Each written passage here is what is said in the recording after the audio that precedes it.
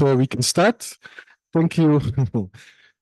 Thank you to all for having joined this side event on World Heritage, Biodiversity and Climate, mobilizing action and finance.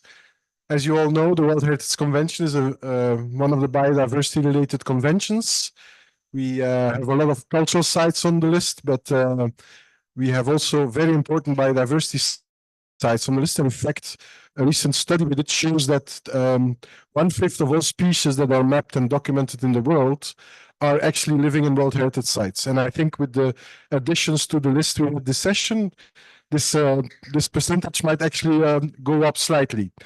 And climate change, of course, is one of the biggest threats to World Heritage sites, both cultural and natural sites. So I think it's a good time to discuss these topics in this side event, which is co-organized by the World Heritage Center, IUCN, and the government of Brazil. So without further ado, I would like to invite my director, Mr. Lazar Elundu, to give some opening remarks. Thank you, Guy. I don't know if you want to give me this one. Oh yeah. Thank you. No, I really apologize because I was expected to open 3 side events at the same time. So I don't know how this can happen, but I already managed 2. So that's why I really apologize to be late a little bit because the other one didn't start on time. But I'm very happy to be here because the subject of biodiversity and climate, it's really important as we are all preparing for this important moment in Colombia.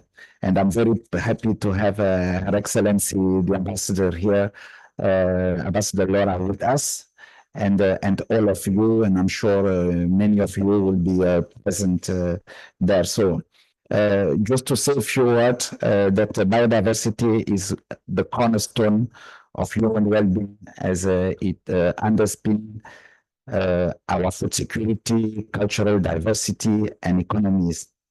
And healthy ecosystems are also essential for combating disasters and the accumulation of greenhouse gases, which accelerate, as we all know, climate change. And protecting an incredible area of the world cultural and natural diversity. UNESCO World Heritage Sites, and we've added already a series of them, and it's not finished, continue to play a vital contribution to biodiversity conservation. The same was manifested in the biodiversity assessment published by UNESCO and IUCN last year, and the team is here. We worked very well. I think it was a great partnership with IUCN, and I think everyone has seen some of the data, the important data. And among the world's major key biodiversity-related conventions, the World Heritage Convention has several qualities, and that make it a unique instrument for nature conservation. So I'm really, I would like to highlight 8 key features for your discussion.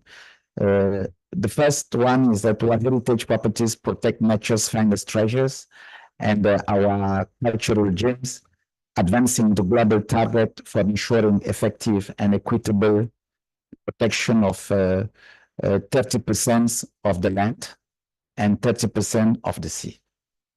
They are complemented by UNESCO's other designations, namely you all know the biosphere reserves and the global geoparks.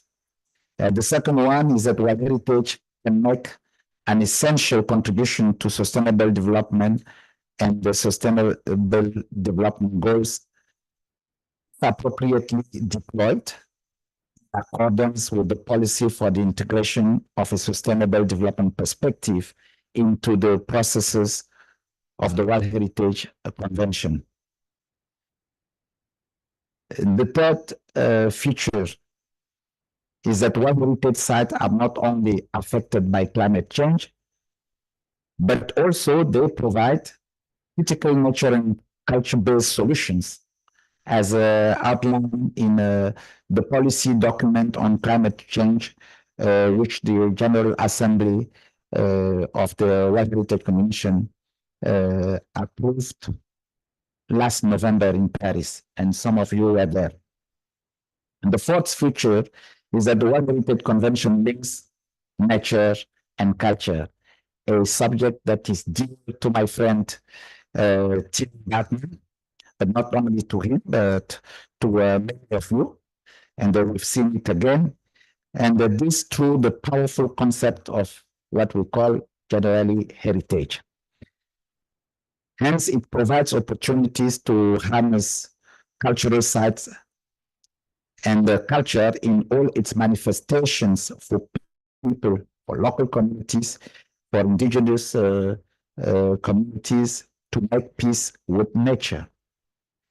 The fifth feature is that World Heritage Sites enjoy widespread public recognition, and they instill a sense of pride, having the potential to trigger behavioral change for humanity to live in harmony with the nature. The sixth feature is that the convention, the World Heritage Convention, includes an explicit commitment to pass on the World Heritage to future generations. And if UNESCO World Heritage sites are lost, I'm sorry to say that they're gone forever. So this call for a shared responsibility for their protection. The seventh feature is that the World Heritage Convention engages all levels of government, including even the head of state. And we are very proud to have the presence of the Prime Minister of India to come and open our 46th session. This priority can be translated into mobilization of significant financial resources in favor of World Heritage. And we have seen the example here in New Delhi. The last feature is that UNESCO World Heritage Site enjoy the highest level of international protection through the strongest compliance mechanisms. We must continue to uphold these mechanisms while ensuring the realization of human rights and inclusive custodianship to ensure the credibility of the convention. In recognition of those qualities, several states parties took the floor during the open-ended working group, and some of you were present, on the importance of elevating nature through the processes of the World Heritage Convention. And we will continue this discussion because the open-ended working group we hope will be extended, its mandate will be extended by the committee. Furthermore, experts on World Heritage from South Africa, and my sister Flora is here because as well my sister, she's my sister, you know, from India, Belgium, Mexico, and Saudi Arabia, as well as UNESCO and IUCN, we were all together and we joined the BAM through conference in Switzerland last January to discuss cooperation among the biodiversity-related conventions for the implementation of the global biodiversity framework. We would like to see similar engagement on behalf of the World Heritage Convention at COP16, as I was saying, which will take place later in October. I also know that I think something I like to say, because this subject, it's really important for Brazil. And I'm very happy and delighted that His Excellency, the Ambassador of Brazil to India, is here with us. And I think this issue is very important. So I'm using this opportunity to say that I like to appeal to all state parties, like we are seeing here, to create or to seize all opportunities to promote the World Heritage Convention. And I would even start saying the World Heritage Convention, saying your convention. And if you can continue doing it when you engage with multilateral funding instruments such as the GEF, because the GEF already provides an important funding source to make state parties to work on conservation priorities in World Heritage properties or even sites that are on the tentative list. And I hope such support can be strengthened and made increasingly visible. And so to conclude, I wish to recall that the World Heritage Committee has already taken decisions that request the state parties to fully harness the World Heritage Convention in supporting the goals and targets of the global biodiversity framework, including by integrating World Heritage-related objectives within their national biodiversity strategies and action plan. And this, we have discussed this, at length when we were together during the Bantry conference, and we will continue to discuss it. And also an opportunity for me to thank the government of Switzerland for having organized this important conference in Bern, which was a turning point in the way all, I'll say, conventions, multilateral conventions have agreed that it's only by joining our hands together, by showing the impact and by having the data that we need to really address the issues that I've just managed, that we will be able to start showing some good results. And we really look forward that all these decisions will be able to continue the discussion in Colombia. Thank you very much.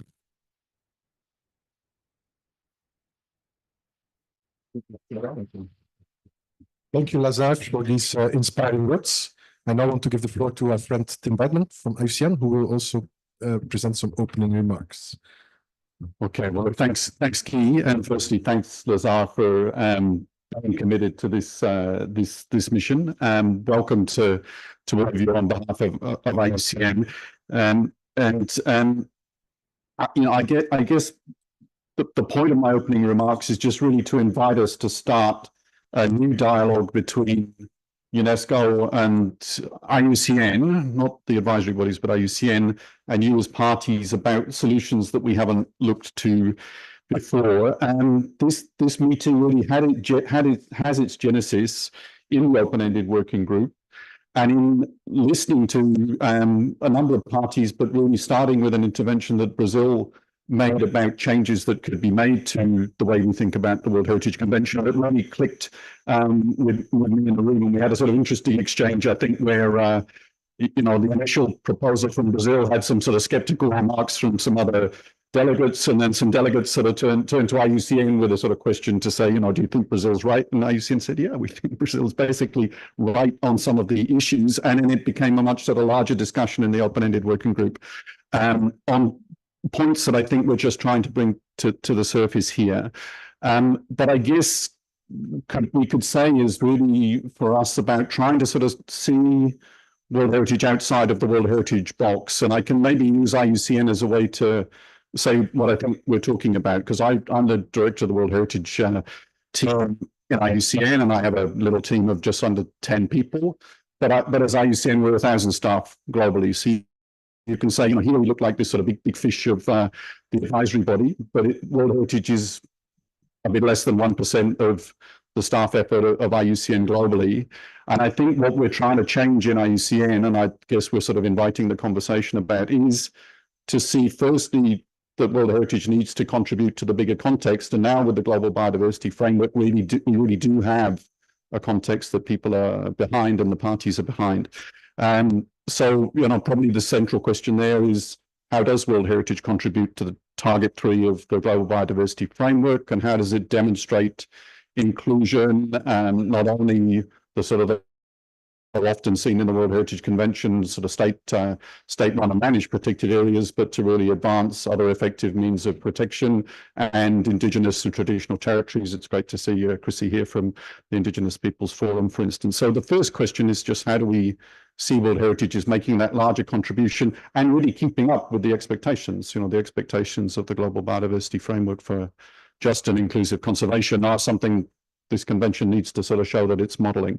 But the second is it's really easy to talk about sort of policy and strategy and aspirations, but there's a big challenge of funding.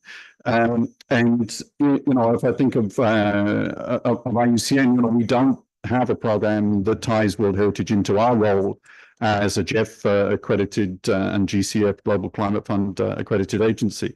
But these are big programs for us. So as a GEF accredited agency, here I turn to my notes, we're one of only 18 of such agencies. We help eligible governments and NGOs and others to develop and implement GEF projects. And our GEF and GCF Global Climate Fund portfolio includes over 70 ongoing projects and projects under development for a total amount of over 600 million USD, numbers that we don't consider at all in our regular work on World Heritage. We're committed with our work as well. Some of these critical projects we're working on include the Inclusive Conservation Initiative, which is precisely around supporting Indigenous peoples and local communities' efforts to steward their lands, waters, and natural resources, or the Mesoamerica Critical Forest Biome Integrated Program, which supports primary forests across Central America, including 3 World Heritage areas. These are big investments, and many of you, I hope, in the room are more expert than me on what it takes. But we know that GEF and GCF projects take a long time, 2 years of investment to really develop the ideas. But with that sort of investment, the potential to mobilize resources can be quite significant.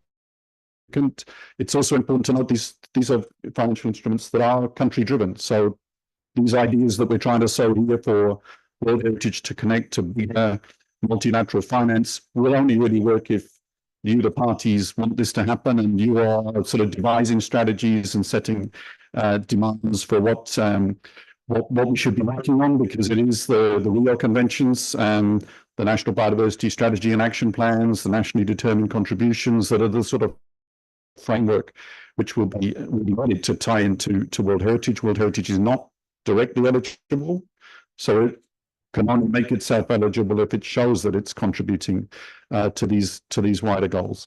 On behalf of my colleagues that work on the GEF and GCF, of course, I want to say we're very interested directly with our role to partner with interested countries in ideas to take specific ideas forward. But here, the goal is to start, I think, a broader discussion between us and between those parties, if you wish, around how we can do things differently, and just to return to also potentially see how the conversation that Lazar has indicated, we hope will continue with the open-ended working group, which has got a heading that says nature, it's got a heading that says finance, might actually start to turn to new levels of action. So I'm really delighted to see so many parties here willing to. I'll come back later to manage our panel, but with that, Guy, the floor is yours again. Thank you.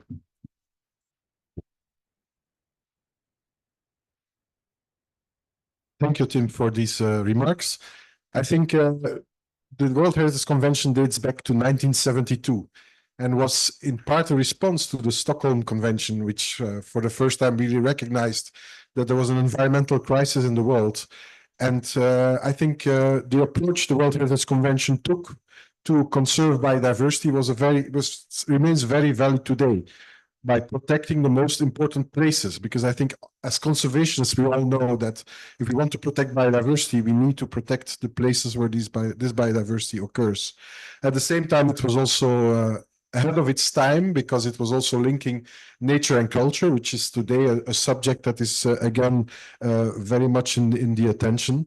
But if there is one point of the 1972 convention is that it doesn't have an appropriate financial instrument to help states parties protecting the sites. We have the World Heritage Fund, but we all know that it's very limited and can only provide some seed funding for activities. So I think it's important that states parties look at other options for funding. And today we want to briefly present two of these options. And the first one is, of course, the Global Environmental Facility, which over the past 3 decades has provided more than $25 billion for in financing for biodiversity conservation, and we mobilized an additional $145 billion from the countries, from the national budgets, to support country-driven priority projects in developing countries for protecting biodiversity and tackling climate change.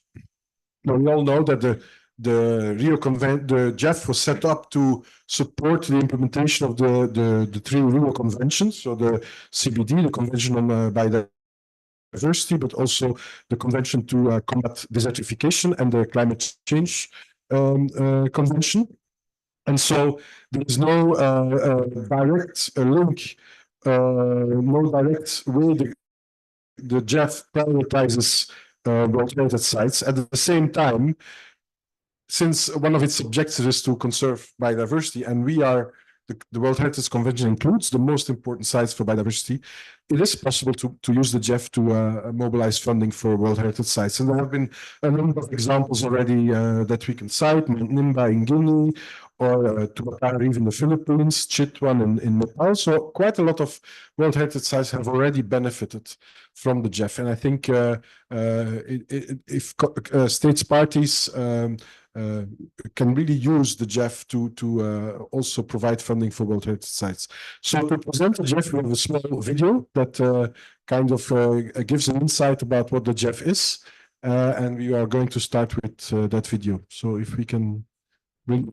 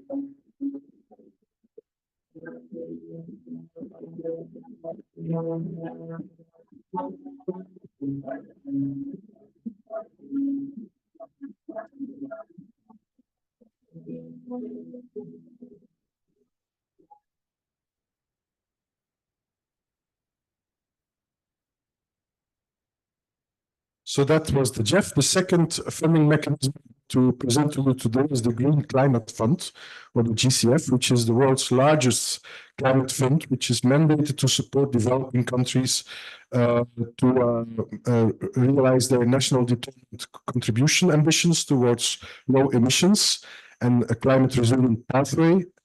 And one of the ways the GCF is doing is by supporting activities to restore degraded ecosystems and landscapes. And so there's a second small video which about the Green Climate Fund, and about an example of how this is being done in Rwanda with the help of IUCN. So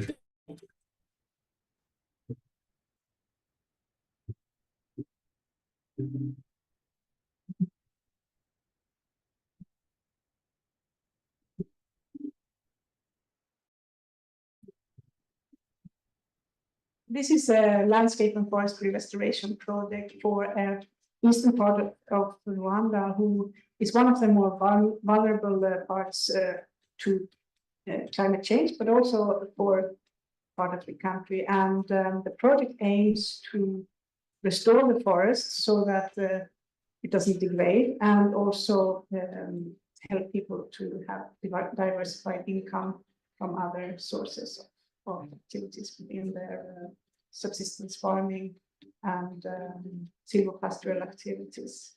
It's exciting because it brings in many different angles to management of forestry, where local people are also trusted to get more financial services from local microfinance institutes to invest in their own economy, and also invest in the management of the forest together.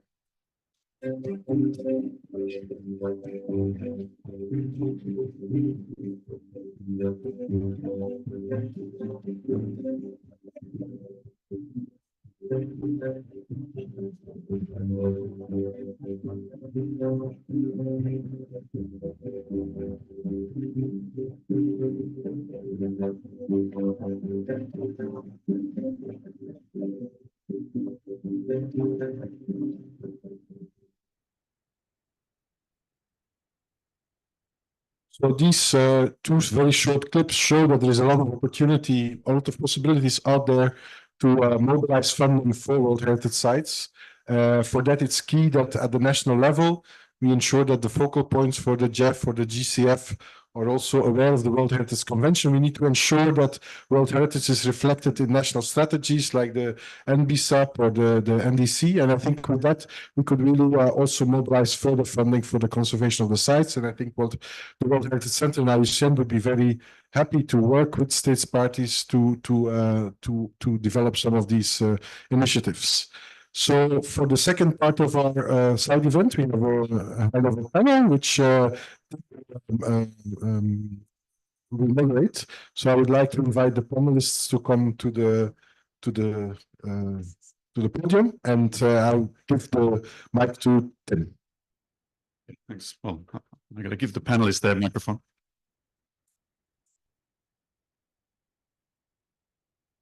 So I think for the theatre, we're going to actually invite our panelists to all come on stage together first, and then we'll, so let me just introduce each of our, sorry.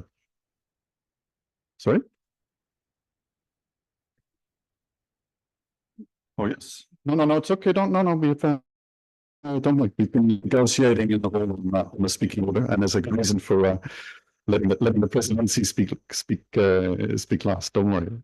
All protocol observed, Lazar. Don't worry. For those of you. So look, let me introduce firstly Mr. Raul Fontura. Please come and join us on stage. Mr. As you wish, Dries Sloven from Belgium. Mr. Faik Mutaimov, welcome, from Azerbaijan. Flora Hoxha from South Africa, and lastly, but firstly, Her Excellency, Madam Laura Guillem from Colombia, please. So, a warm welcome to our panel, and the idea is we will ask each of our panelists to intervene for 5 minutes, and really the whole point of this session is to hear from parties about your observations about what needs to change. So firstly, let me introduce Mr. Raul Fontura, who's Deputy Head of International Affairs in the Chico Mendes Institute for Protection of Biodiversity, ICMBio. And of course, we know Brazil will be hosting COP30 of UNFCCC in November 2025. So Raul, who has as our partners, Brazil is also just setting out the stall from the parties for this session and has a few slides as well. So the floor is yours, Raul, please. Please show the first slide. Thank you. Okay, thank you, Tim.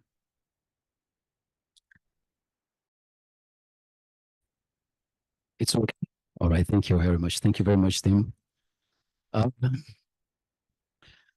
Your Excellencies, colleagues, on behalf of Mauro Pires, President of the Chico Mendes Institute for the Conservation of Biodiversity, I'd like to express the appreciation of the government of Brazil to the IUCN and the World Heritage Center for their partnership on this initiative. I'd like also to thank the distinguished colleagues from Colombia, Belgium, Azerbaijan, and South Africa for joining these exchanges on how to promote global interaction between biodiversity-related conventions and make of current and potential sites international priority for financing. Considering it seems clear that most sources of funding are needed to ensure that this convention is able to reach to the full extent of its possibilities.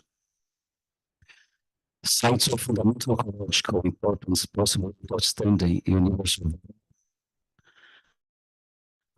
protect or protected, especially in the developing world. Discussing of funding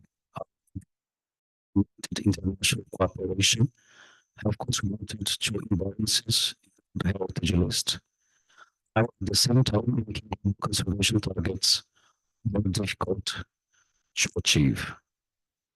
The mobilization of funds through the facility and the climate fund has achieved strict action on both issues.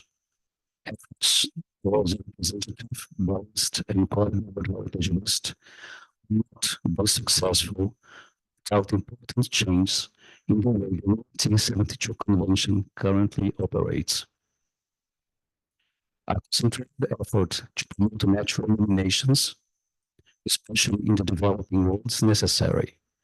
Key biodiversity areas, for example, are natural candidates to increase the production of the terms of the 1972 Convention and should urgently receive support in order to preserve its ecological processes and to provide a safe environment for threatened species.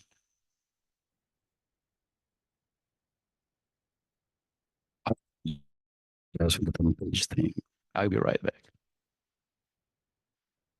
This convention is one of several international instruments available for the protection of natural sites.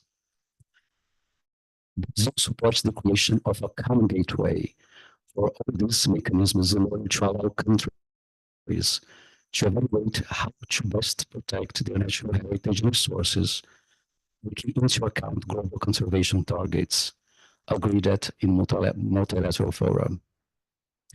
What should note the facility is should be an international source of funding for the conservation of biodiversity in Brazil.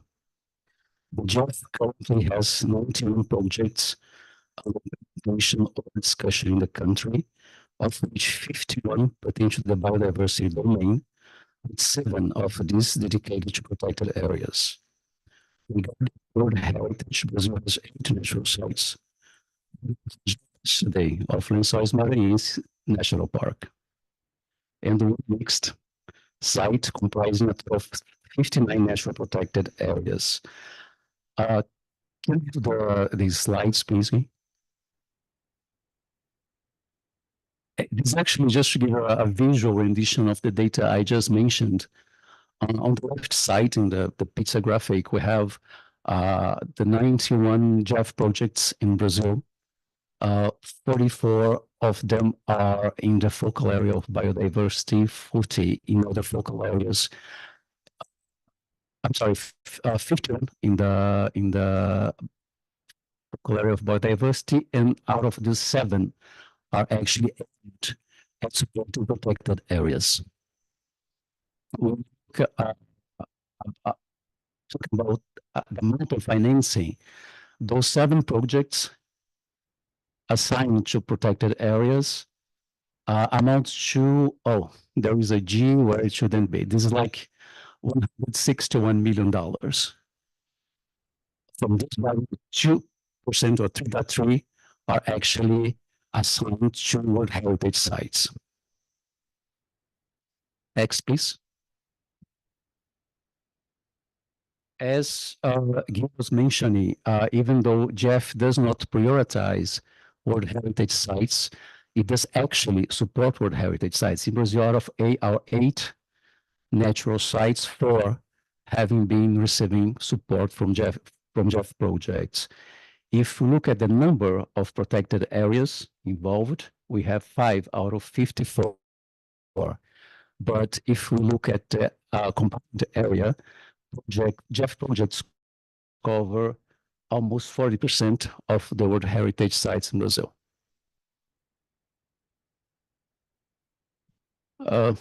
Thank you.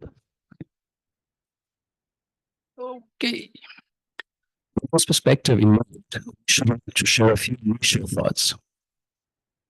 First, possible designation of the World Heritage Convention as a priority for the allocation of multilateral funds, taking into account the contribution of World Heritage sites for the protection of biodiversity, should not create a competition with other priorities.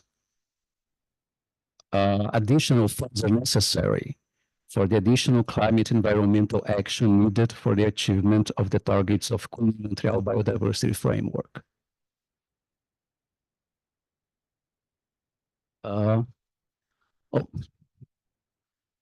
Second point, we need to strengthen the interaction between UNESCO's natural science sector programs and the World Heritage Convention with a view to establishing a common gateway between the different mechanisms for safeguarding the environment. These synergies will make it possible to optimize administrative processes, reducing costs and workload for national managers, UNESCO staff, and evaluation bodies. One possibility in this direction is that statutorily prescribed administrative steps can be fulfilled through the different mechanisms that currently run in parallel. And finally, our World Heritage natural sites urgently need groundbreaking short-term financial support. We are convinced that it's necessary to seek creative solutions to ensure stable, long-term, streamlined funding for the management needs of the World Heritage sites. And that multilateral finance has an important role to fulfill in achieving this goal. Your Excellencies, dear colleagues, we are confident that this event today is an important step on the path to transformative innovations that will redefine the way we finance the implementation of the World Heritage Convention. We look forward to further discussion on this topic at the COP16 in Colombia, at the COP29 in Azerbaijan, and possibly in Paris until the end of 2024. In the context of the planned expect meeting on the development of coordinated actions on World Heritage Convention and the Global Biodiversity Framework. Thank you very much.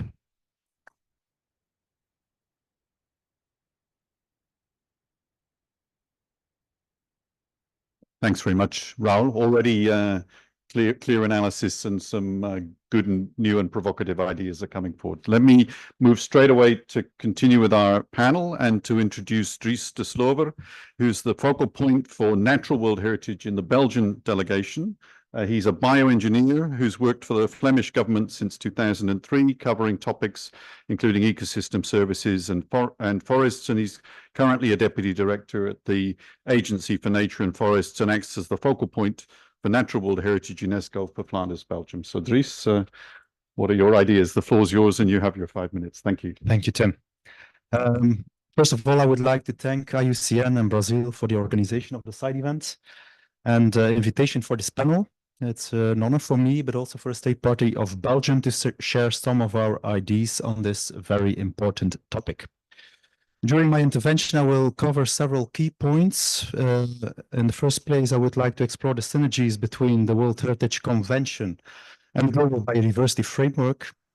Secondly, I would like to give some reflections on the GEF as funding mechanism for World Heritage sites. And last point, I would like to shortly address some of the Belgian and Flanders contributions to UNESCO. That brings me to the first point about on the synergies between World Heritage Convention and the Global Biodiversity Framework. Some of you might have been in Bern, it was already mentioned as well, but beginning this year, there was a Bern Tree Conference that took place that was focusing on how multilateral environmental agreements can contribute to GBF targets. And one of the most important conclusions of the conference was that these multilateral environmental agreements, including the World Heritage Convention, is already contributing significantly to the GBF. But however, that more coordination will be needed to fully explore these synergies and accelerate biodiversity progress. And for the Heritage Convention, Target 3 of the GBF is especially important. The Target 3 aims to conserve 30% of land, waters, and seas. And the convention, or our convention, like Lazare said, could champion this targets. And we think an additional work can be done on focusing on identifying important gaps in the World Heritage List and assisting state parties in nominating these sites for inscription. And this challenge has been included in the recommendations of the open-ended working group, requesting prioritized nominations of natural sites identified in gap studies. For the convention can also significantly contribute to targets 1 and 2 of the Global Biodiversity Framework. Target 1 focuses on effective management and to reduce biodiversity loss. And in this context, I would like to refer to the debates we had earlier this week on the state of conservation reports, where we observed that spatial of marine, but also terrestrial protected areas remains one of the main challenges in quite some natural sites. And to capitalize on these opportunities, it will be very valuable that the center, in conjunction with IUCN, but also with the state parties, development of a multi-annual strategy plan outlining how the convention can contribute to the GBF targets 1 to 3, including indicators to measure the progress. Such a plan or could also help to make the convention more easily eligible and World Heritage sites more easily eligible for funds like GEF. And that brings me at the second point I wanted to address how to make or making World Heritage sites eligible for GEF. We know that securing diverse funding resources is crucial for our conservation efforts. And the GEF 8 capital cycle from mid-2020 to mid-26 has earmarked 36%, I repeat, 36% of its funds for biodiversity. For about $500,000 US $500 million is allocated for integrated landscape and seascape management. This means, and it was already mentioned by my colleague from Brazil, that this is a significant opportunity for advancing our conservation goals. And we believe that organizations like WWF, Conservation International, but also IUCN, play a very important role in implementing as an implementing agency of GEF in project formulation, facilitation for World Heritage site together with the relevant state parties. And therefore, we would like to invite the center, but also IUCN together with the state parties to explore these opportunities in depth on a systematic way. And in this regard, we have also proposed an amendment in the recommendation of the open-ending working group. This brings me to the Belgium and to the contributions from Belgium and Flanders to UNESCO.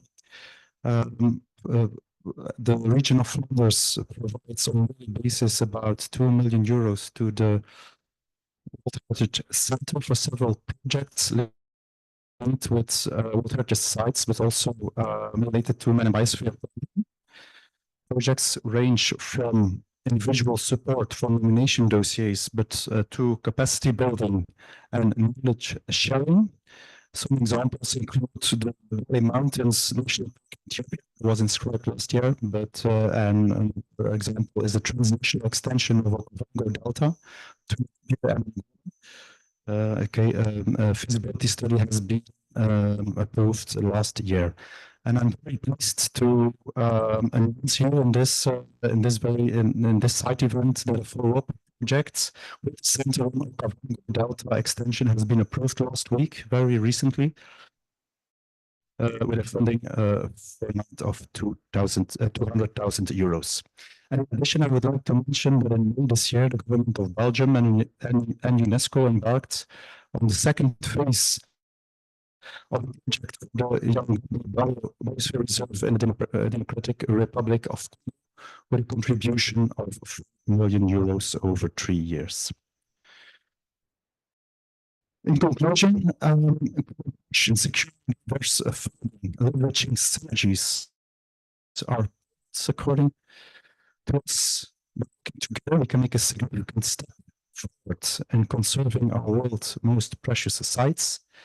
And I would like to end this intervention to welcome you all at the IUCN Regional Conservation Forum for Europe and Central Asia that will take place in the beautiful city in Bosch this September.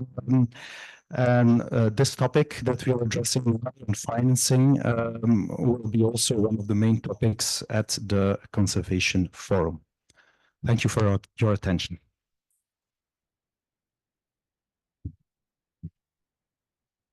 So look, so many thanks, Dries, also for saving me the advertisement for the IUCN Regional Conservation Forum, and we greatly appreciate the hosting of that in Bruges. And thank you also, Flanders, for the contributions that you've outlined that are being made directly to supporting World Heritage.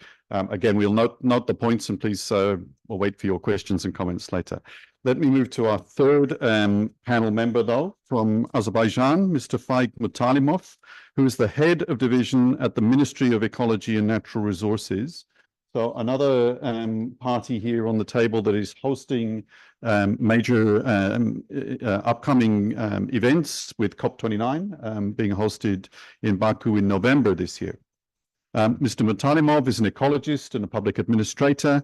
He's worked for the ministry since 2013 in a range of roles, including work on environmental monitoring, international cooperation, and water management, and now in the position that I've already mentioned as the head of Ecological Policy Department in the Ministry of Ecology and Natural Resources. Sir, the floor is yours.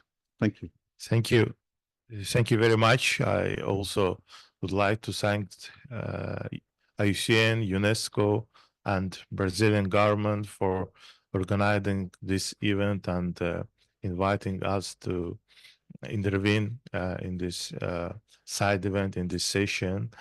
So I think already a lot mentioned and a lot said about the World Heritage sites, including the nature sites, and they are very important, not only from the ecosystem services, not only from point of the biodiversity protection, and they are also important from the point of the climate change, carbon sequestration, and which make them the indispensable for the climate resilience for the sites. So Azerbaijan also attaches a great importance in the increasing this the protected areas chain, so that within the last 20 years we have doubled the size of the protected areas. Currently we have 24 state sanctuaries, 10 state nature reserves, and 10 national parks, and recently, just last year, the one of them, Iranian national parks, is inscribed in the World Heritage List, so that this is we believe that the result of all of these actions. Of course, in order to preserve, protect, and properly manage these sites, it's important to get the financial support. Of course, the government has the obligations to do so, but receiving the funds from the multilateral the environmental fund. It's also important.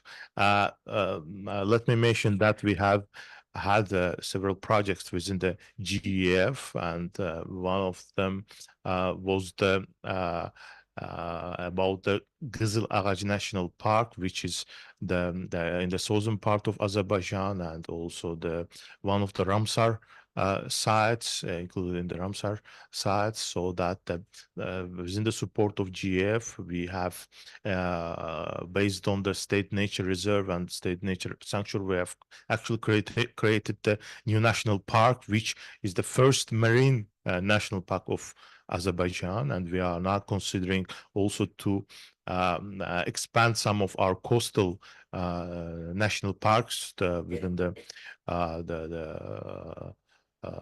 Caspian Sea to expand them as a marine national parks. And now we are working also under the GF project. We have kind of regional project together with the Kazakhstan and Turkmenistan, with UNEP and with World Bank.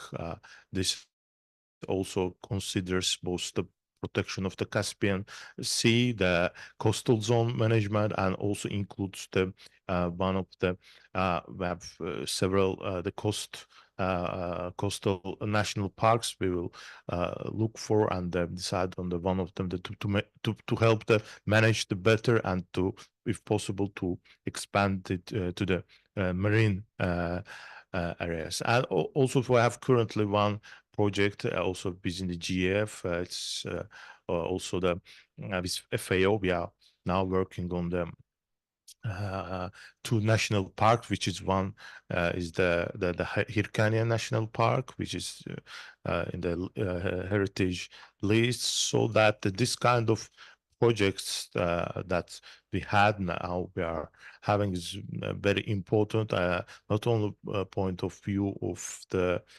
management, but it's also important, but also in point of view the capacity building, including the community, adjacent community, because we should consider that this area is also the some kind provides the livelihoods to the surrounding community, and their building technical capacities and their approach to this site. It's also very important, and within this current project, this also, besides this the management, this also be addressed. Besides this, we are also some new initiatives to have new national parks, two new national parks establishments underway, and one additional biodiversity reserve in the western northern western part in Azerbaijan, and it's the first nature reserve biodiversity reserve for Azerbaijan. It's a different category, so that we also plan and already started the work on this, and we are preparing currently the dossier to apply for the Man and Biodiversity program to include this biodiversity reserve. So coming back to the climate change, of course, the COP29 in Azerbaijan will be very important, not only point of view the new the goals prior to the let's say the new indices which the countries will come up in early next year, but also this year's COP is one of the mandates is the finance. So they got the finance COP, and there are already started the negotiations on the new quantitative goal, NCQG, and also the operationalization of the making operational of the adaptation fund and other the instruments to make the money flow to the relevant parties. And also this year, the first time the parties will submit their the BTRs, biannual transparency reports also is very important. The document that from both sides, who supporter side and from the sides who receive support, is important to have this transparency so that these financing issues will be addressed. So that coming back to the topic that I believe that already the IUCN, UNESCO, maybe considered some events during the COP29, and Azerbaijan side also ready to support this the initiatives to have the together some side events to focus on the World Heritage Nature sites, so that we move forward with this agenda.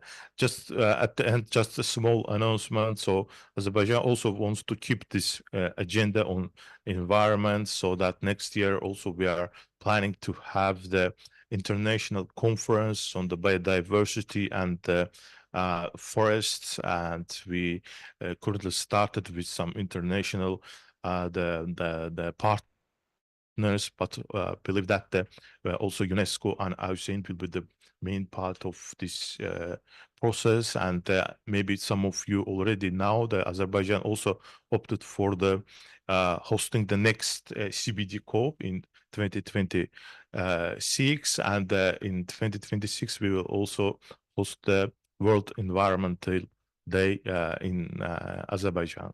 Thank you.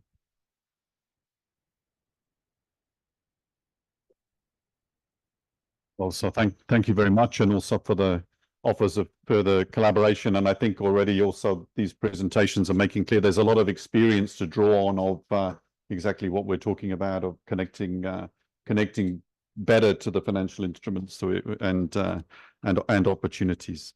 But let me now move to our penultimate panel speaker, Flora Mahokhra, who is a natural scientist with extensive experience of environmental planning and management, has worked almost 15 years for the city of Johannesburg, but since 2021 is a deputy director at the Department of South Africa's Department of Environmental Affairs. He's also the head of delegation here for South Africa at the World Heritage Committee, and is South Africa's focal point for the World Heritage Convention. So Flora, you're welcome, and the floor is yours. Thank you very much, Tim, and a great appreciation for inviting us to this side event. Very pleased also to be sitting on this panel with countries which we share common interests with, Brazil and Colombia. We are part of the mega diverse countries, as you may be well aware, and also part of the like-minded mega diverse countries also. As South Africa being a mega diverse country, we have the biggest proportion of World Heritage sites on the African continent. We hope by end of this session, we would be having 12 sites. As you may be aware. But of the 12 sites, we have 4 of them that are natural World Heritage sites, and 1 is a mixed property and 7 are cultural site. I need to indicate that the basis for World Heritage in South Africa was motivated by natural heritage firstly, before cultural heritage. We have the World Heritage Convention Act, which was a mechanism for declaration of one of our biggest natural World Heritage site, which is also a Ramsar site, the Isimangaliso Wetland Park, which is on the eastern seaboard of South Africa. As a mega diverse country, we take our responsibilities very seriously, due to the fact that nature in its sense is a heritage for us as a country. I can just indicate that we are host to one of the biggest, most diverse biodiversity ecosystem, the Cape Floral region, in which there are plants that are found there and nowhere else in the world. We also happen to be what I refer to as the capital of cheetahs. In actual fact, we have donated some to the government of India. We also happen to be the capital for the rhino, notwithstanding all the challenges that we are facing in respect of rhino conservation. Rhinos remain one of our iconic species in the country, for which we pride ourselves in respect of our conservation track record. In respect of that, we have a system of 20 national parks, which are managed by the South African National Parks, but also a network of about 4,000 provincial, local, and private nature reserves. And we have up to just over 10,000 game farms, if I were to say so, and in excess of about 20 million animals that are found in some of the game farms of South Africa. I'm trying to paint this picture to you so that you understand the context within which as South Africa we operate in respect of biodiversity.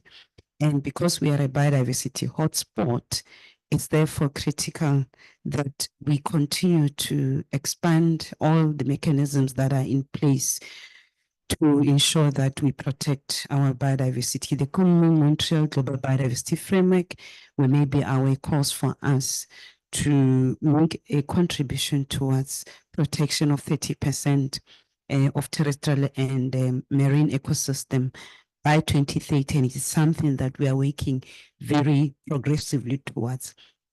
Now, in respect of the reason that we are here, we are further looking into mechanism to expand our natural heritage, and we have initiated desktop studies in the areas of marine heritage on the one hand, which essentially looking into a project of the Seas of Good Hope, and this is going to be a serial site which is comprising of 16 marine protected areas within 4 ecologically or biologically significant marine areas. We have a coastline of about 3,500 kilometers, which is the biggest in Africa, which traverses both the Indian and the Atlantic Ocean. Further, the second area that we are looking into is the biodiversity hotspot is the Sakhalin Karoo. We are home to one of the biggest collection of succulents in the world, and the Sakhalin Karoo biome, which you are most welcome to come visit and admire the beauty of it, is an internationally recognized biodiversity hotspot and the world's only hotspots in the world. So you're most welcome to come and experience the Sakhalin Karoo also. And then the last category in which we are undertaking an assessment is around migratory hotspot for birds, looking into one of the areas which is part of our marine protected areas, which is the Prince Edward Island. And this island is a group that supports 29 species of breeding birds, as well as 22 species of vagrant seabirds and 28 species of non-marine vagrant birds. So you can see that we are really trying to demonstrate an effort to really expand on our city heritage that we have in the country, because these sites, you will also notice that they also contribute also candidates to other conventions such as the Ramsar sites, such as the Convention on Biological Diversity, and also in the Convention on Migratory Species of Wild Animals also. Yes, climate change remains an existential threat that we are facing as a country. And obviously, as a country, recently you would have heard that the president has just ascended to the climate change bill, which is now the act, which is legislation in South Africa, which its objective is essentially to rally government and the whole of society towards addressing the impacts of climate change, with mitigation and adaptation in a balanced manner. Secondly, is that particular piece of legislation will then enable South Africa to further position itself to access the much needed resources to address some of the climate change challenges that are facing us as a country.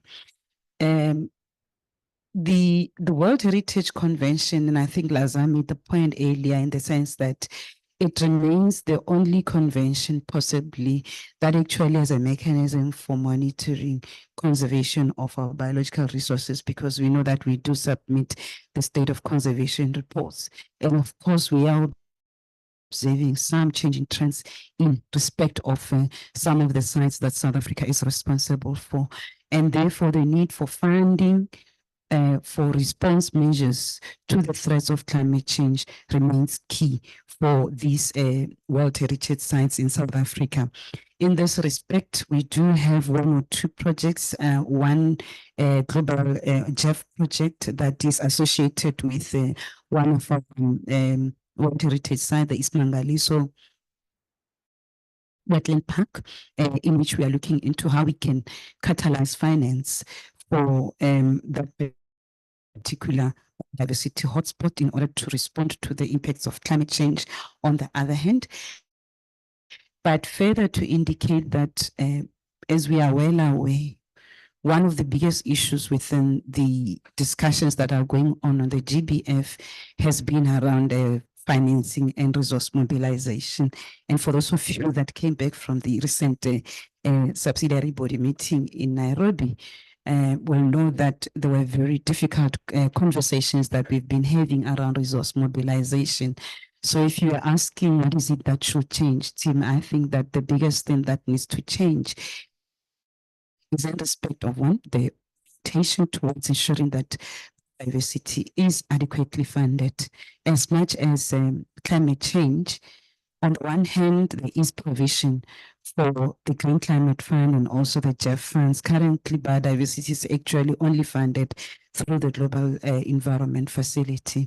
So therefore, the aspiration as agreed to in Montreal around ensuring that we do have a dedicated fund for biodiversity will still remain a big focus, especially for countries of the South. Of course, we do appreciate the support that we're receiving from the Global Environment Facility and all the rapid mechanisms that have been put into place in respect of ensuring that we are able to access financial resources for biodiversity.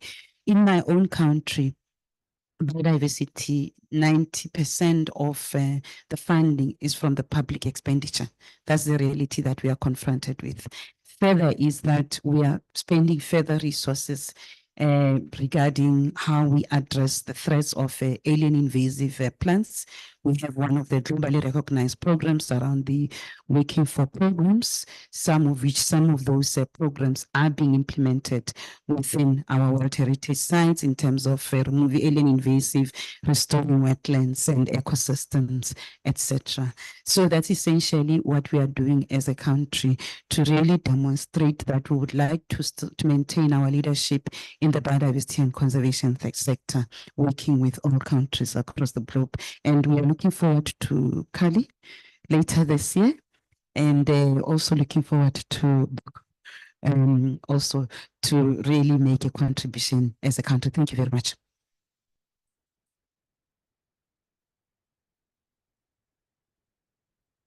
Well, thanks, Flora, for reminding us there's a bigger challenge around biodiversity funding, and also, I think, making clear that through the example of South Africa, that there's a real reason that World Heritage makes a contribution, and there's a lot bigger contribution that World Heritage can make. Let me turn to the last of our panel and to introduce Her Excellency Laura Guillem, who's the Ambassador and Permanent Delegate of Colombia to UNESCO, as we've heard. And the reason to leave the COP16 presidency till the end is that COP16 is coming soon in Cali in October. Ms. Guillem is a lawyer with a range of specialities. In the interest of time, perhaps I'll just note that she is also somebody who champions the management of social and environmental causes, and she's accredited as an international lawyer by the Conseil National des Barreaux of France. But I think here to speak in your capacity as Ambassador to UNESCO, Your Excellency, you have the floor. Thank you. Thank you, Tim. Your Excellencies, directors of the World Heritage Center and members, dear colleagues and friends. First of all, thank you for this special invitation to UNESCO, to the government of Brazil, and IUCN, because for Colombia, it is a great honor and privilege to participate in this side event, bringing together all the actors committed to biodiversity and the generation and implementation of actions aimed at reinforcing its protection. Biodiversity, it's a very interesting word because depending on where you come from, it tells you a different story. I grew up in Cartagena, Indias, where we walked barefoot, eating all kinds of food, building an army of stomach defenses. I remember my school in the middle of a dry tropical forest without any windows separating us from nature. We would find it normal to be sitting and watching in class iguanas walk through the room, and they were just part of our journey, and we were part of theirs. I come from the land of yellow butterflies and magic realism, and somehow these stories became my definition, my own definition of biodiversity. Later in life, I learned that Colombia is one of the most biodiverse countries per square meter in the world, being the best in birds, the first in birds and orchid varieties. But our biodiversity is not only about ecosystems and natural resources. It's about living humans, the homeland of 115 indigenous peoples and Afro-Colombians. When mankind put a pair of shoes, it lost a strong connection with Earth. And somehow we lost the feeling of belonging to a natural system, stopped being sensitive to its destruction also. Suddenly, new generations became part of an economic development model that endangered the balance of ecosystems and survival of different life forms. So this is not only an environmental crisis that we're living, but one of a social, cultural, economic, and ethical nature. At the end, it all comes down to a problem of awareness. Today, I am proud to represent a country that has been brave enough to bet on a change by defending life as its most precious value. A country that recognized the importance of indigenous peoples and Afro-descendant custodians of knowledge, practices, and ancestral traditions for the conservation and sustainable use of biological diversity. This is a government that has managed to reduce deforestation below 100,000 hectares, thus reaching this year what was the proposed target for 2030, which is a significant setup in the fight against climate change and the preservation of biodiversity. In this sense, it is extremely meaningful and such an honor for Colombia to be hosting this year the 16th Conference of the Parties of the Convention of Biological Diversity from October 21st to November 1st. It's an invitation to all of you to reconciliation of human beings and nature through the creation of a world coalition for peace with nature. Despite existing in one territory, biodiversity belongs to humanity. We cannot settle by representing one country. Protecting natural heritage and environmental wealth is a responsibility that is collective and transcends national borders, requiring an enhanced and strengthening international cooperation. This COP will be an excellent opportunity to discuss and generate initiatives integrating other biodiversity-related conventions, such as the Climate Convention, with a meeting taking place in Brazil next year, and also our own World Heritage Convention regarding natural and mixed sites. There are many resources that the World Heritage Center might benefit from in the framework of this Peace with Nature purpose of the COP16. For instance, one of the greatest lessons learned from Colombia's Biodiversity Action Plan is the importance of advancing in processes of prior consultation with indigenous peoples and Afro-Colombians, as adopted by Article 8J of the Kunming-Montreal Framework of Biological Diversity, which recognizes their importance. as strategic actors in its restoration, conservation, and sustainable use, since 80% of biodiversity is in their hands around the world.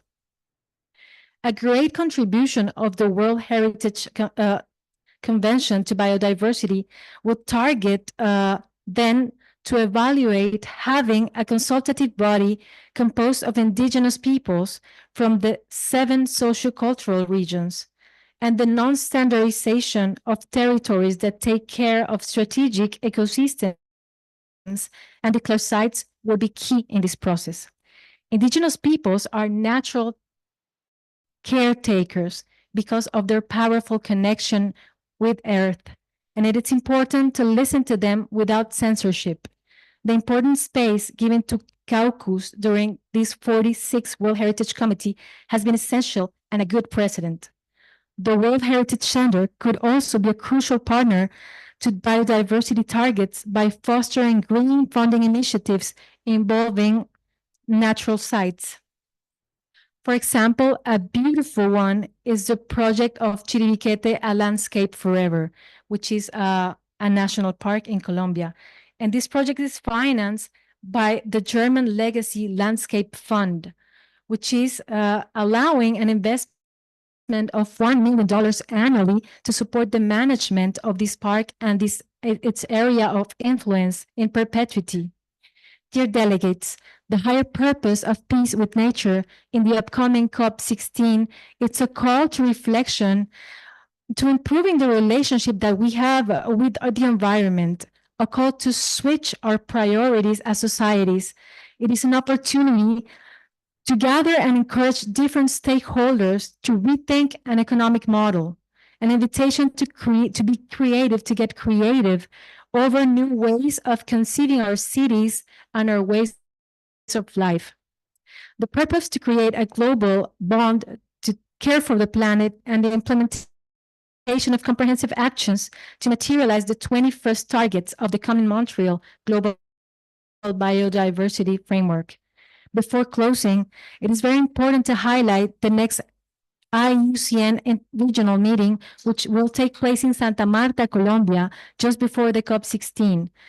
And I just want to remind of the important role that they play in generating ideas and sharing experience and good practices in the regional context. Their outcomes and information should nourish further discussions to establish financing mechanisms to inform and meet the goals of the framework, but also establish a basis of access to information on genetic resources, which is a debt that we have with the CBD that must be resolved with priority. Dear colleagues, on the road to the COP16, let's take off our shoes, seeking for full reconnection with nature, and let's work hard toward these objectives of fostering peace through awareness on the value of life. New generations deserve the chance to live and enjoy a healthy Mother Earth, just as we did. Thank you.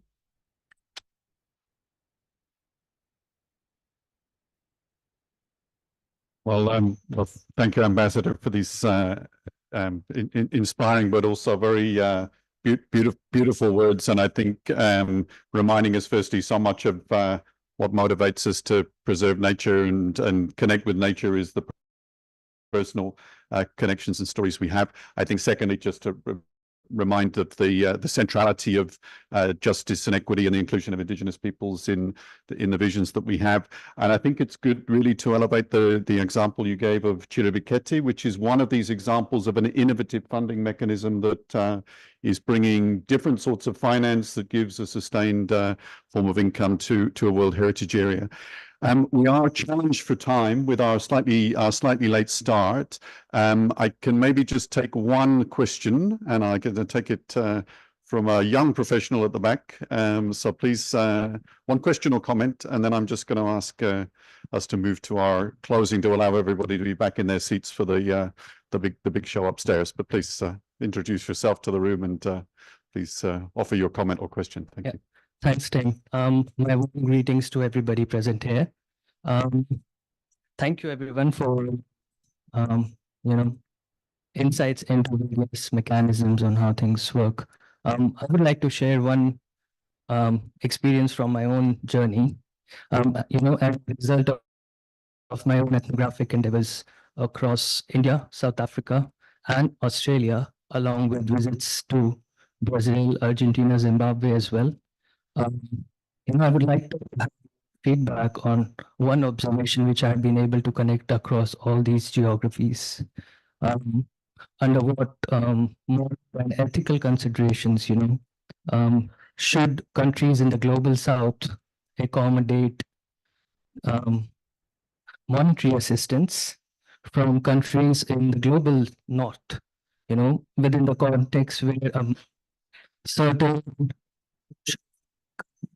which are financial contributor to direct funding to global bodies south, or either owned or managed by north, which comes at the cost of local environmental degradation, diversity loss, as well as indigenous exploitation. I'm not just basing this on pure thought or idea. I have specific examples. Extraction of human that Australia and the Kakadu National Park, mine range and humankind in South Africa, mineral exploitation across the system, or even the national parks in Eastern Democratic Republic of Congo. Thank you. Okay. Not sure if anybody wants to have a crack at that big question. I don't know, Raul, you have a brief comment, or we can leave it. Flora, okay, I could try a little bit, because he's made reference to one of our sites, which is actually a cultural site, part of the serial nomination for the fossil hominid site, where we are having the challenges of acid mine drainage, partly due to mining, but also due to the geology of the area. But I think we do take the point around the impact of conglomerates on the environment, and now the intended aspirations to be going and looking green. As a developing country, as a mega diverse country, from which we have not fully explored the potential of the value of our natural resources, and having not been supported to the extent that we would have in respect of our conservation track record, we would like to believe that there could be a mechanism in which the work that we are doing around protection of our biological resources is able to demonstrate globally so. Yes, there's talk of offsets, but we don't believe that offsets hold a silver bullet. We still believe that in the interest and for the sake of the natural resources that we have in a country, we should be getting a financial benefit just for the sake of nature, because we are contributing to adaptation to climate change. Also, we don't necessarily are the biggest contributors to emissions. Also, we still have our own national priorities in terms of our developmental aspirations also, which still need to be explored. So I think that these are the issues that possibly will come at Baku. We know that there's been discussion around loss and damage also elsewhere, and we would like to see the full function of the loss and damage fund also. Thank you. Okay. Many thanks. Sorry, did you want to comment? No, not perfect. Okay, so look, I think because of the time, I'm going to just draw us now to a close. I think firstly to say on behalf of IUCN and the World Heritage Centre, thanks to all of you for being here. Thanks to our great panel and to Lazar for joining us. And I'd just like to also say particular thanks to our colleagues in the Brazil delegation to UNESCO, Felipe Dietrich, who I think is listening to us online and taking notes, and Bruno Zetola, and in my team, Robert Kazia and Terra Spain's Kimika Matsumoto, who's been driving the support at the back, and Alejandro Perez, and thanks to our great technicians in the room for your support. The idea of this was not to then end up with IUCN making a summary, but simply to say we wanted to really start a different dialogue and a different discussion about how to really think about World Heritage in a different way. And I think lastly to say, well, we can be the Secretariat and the advisory bodies, but this is in the hands of parties. And so really my last task is to just hand the floor to Kenneth de Nobrega, the Ambassador of Brazil to India since 2023, really to say your last words, but also to close this meeting for us, because I think we're going to give the last word to the parties. With that, thanks to all of you, but Mr. Ambassador, please, I invite you to the floor for the final words. So please welcome the Ambassador to the microphone. Thank you. Good afternoon. We are still commemorating in our usual noisy and joyful way, Brazilian way, but we keep our sleeves rolled up. Let me say only a few words on behalf of the Brazilian delegation of the 46th session of the World Heritage Committee. I would like to thank Tim Badman from the IUCN and Mr. Lazar Assomo from UNESCO World Heritage Center for the partnership in the organization of this quite relevant event. Brazil is proud to be part of the effort to reinforce UNESCO's role in multilateral efforts to protect biodiversity. I would like also to express our gratitude to the representatives of Azerbaijan, Belgium, Colombia, and South Africa, which have kindly accepted our invitation to take part in this discussion, and to all the public that follow this, I think, very interesting, at least for me, exchange. I'm not familiar with this specialized area you deal with, but really enlightened me. As we have heard today, World Heritage Sites play a fundamental role in the protection of biodiversity. A great number of threatened species depend fundamentally on the protection provided by the 1972 Convention on Migratory Species, especially. They count on multilateralism to survive as they go through different jurisdictions year after year and cannot afford to lose any stepping stone. However, more needs to be done if we are to achieve the target of effectively conserving at least 30% of terrestrial inland water and of coastal and marine areas by 2030. Such a bold target will require enhanced international cooperation.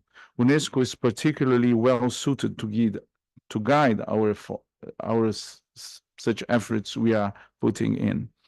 The combination of instruments developed at UNESCO, from biosphere reserves to World Heritage natural and mixed sites, including cultural landscapes, provides countries with protection frameworks adaptable to different situations and possibilities. That is an important normative achievement that needs to be further harnessed to support countries in their efforts to contribute to global preservation targets. Brazil welcomes the proposals of increased interaction between the World Heritage Convention and other biodiversity-related conventions. We will keep working to build support for these synergies in the proper fora, such as the open-ended working group and the UNESCO Executive Board. I thank you very much. Thank you for coming. Thank you.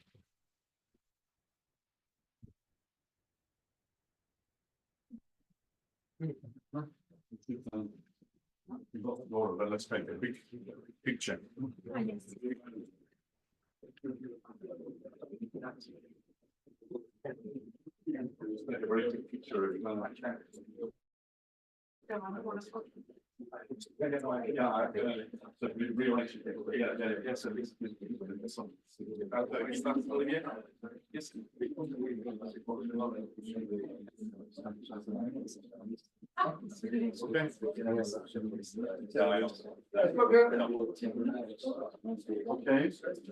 1, 2, 3, cheese.